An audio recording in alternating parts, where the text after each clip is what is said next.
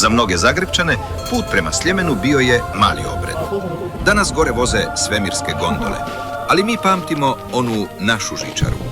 Te male metalne kutijice, crvene, plave, žute, bile su naše vremenske kapsule.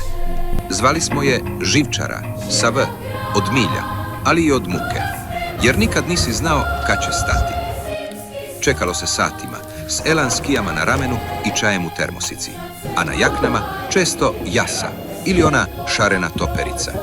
Ljutili smo se, gunđali, brojali minute, ali smo se i ljubili, voljeli.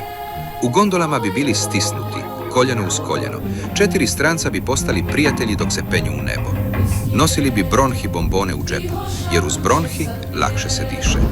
A sa svih strana promatrao nas je Zagi.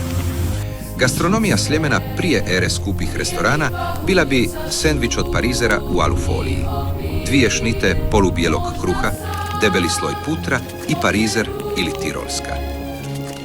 Ljutili smo se kad bi gondola stala usred šume na -10, a nismo znali da nam je zapravo poklanjala vrijeme. Minute bez distrakcija.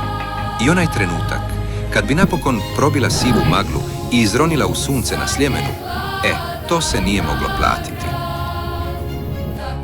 Otišla je 2007. godine, ali ako zatvorite oči, možda još uvijek čujete onaj zvuk. Zvuk škripe, vjetra i tišinu iznad našeg Zagreba. Tada smo mislili da nas vozi na vrh planine. Danas znamo, vozila nas je jedne drugima u zagrljaj. Laku noć, legendo zagrebačkog neba.